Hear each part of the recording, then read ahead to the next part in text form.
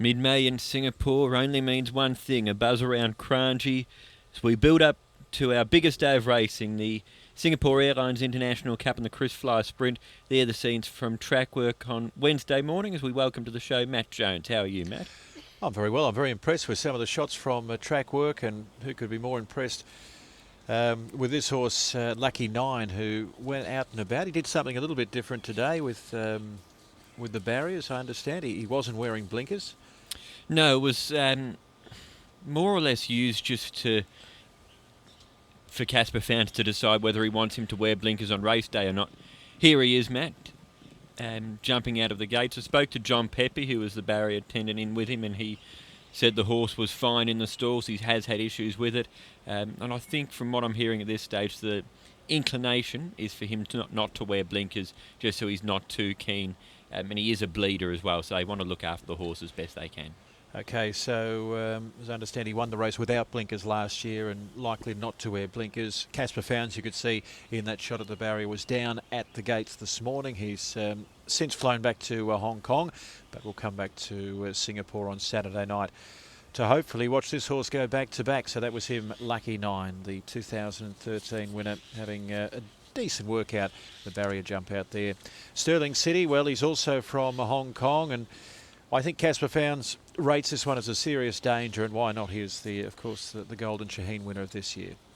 He is indeed. His Hong Kong form is very good, Matt. All of the Moore horses really doing the same sort of work in the last few days, just trot and cantering. Generally trot on the first lap and a slightly stronger on the second.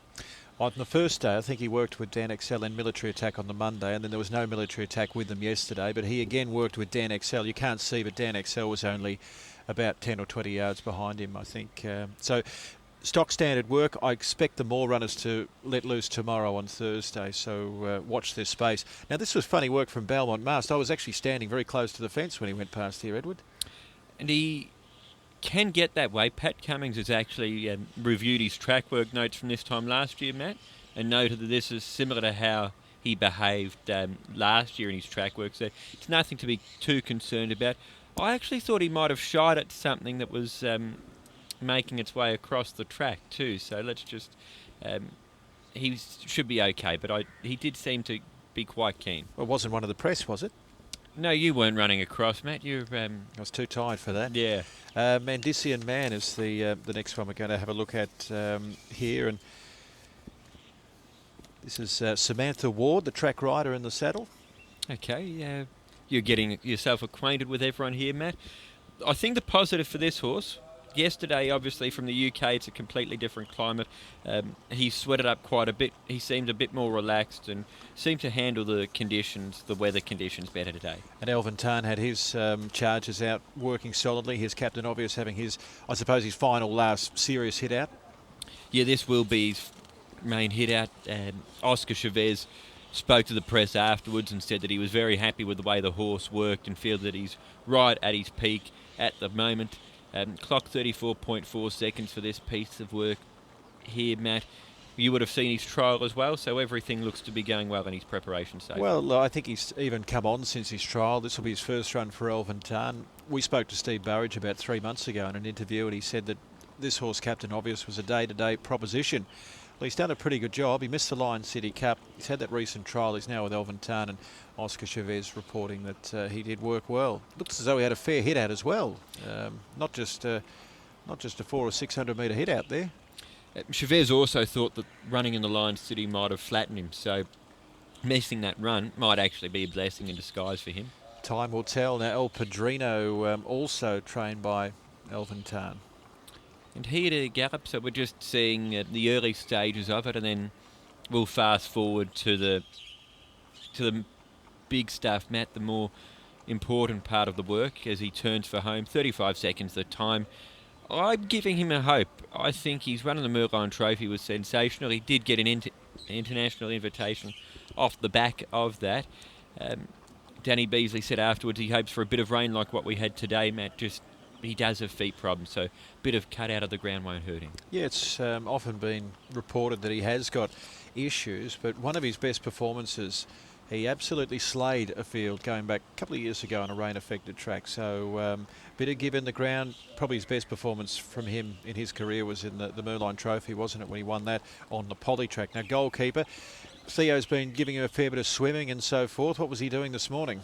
Well, we're just seeing him on the black track making his way out onto the one of the back tracks here, track 7. He certainly clocked pretty good time in his gallop today. His final gallop coming home in 33.3 seconds. He was niggled at, but Theo Keyser said he pulled up quite well. He might do some trotting and some swimming from now on in, but that's it. Yeah, it seems like the swimming is something that Theo's really latched on to, and is getting some good results as well. So there's goalkeeper. Very fast horse. He led this race last year. Theo not expecting to lead this year. He's ridden him a little differently recently from time to time. Happy enough to take a sit, and this horse is, of course, coming off a third in the Lion City Cup, which is about as good a line as you can get through the local horses, a race that Rocket Man won 4 times. So there he is, goalkeeper. Very fast horse on his day. And Zach Spirit, well, he looked fantastic, and he is the best of the local hopes as well.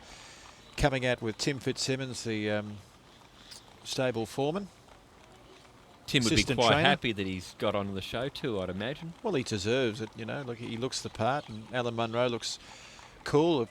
And the horse, I mean, more importantly, he looks fantastic. And this horse is a realistic winning hope, particularly if the Hong Kong horses were just a length or two below their best. Zach Spirit's right at the peak of his powers at the moment. This is his final hit out. I was actually surprised.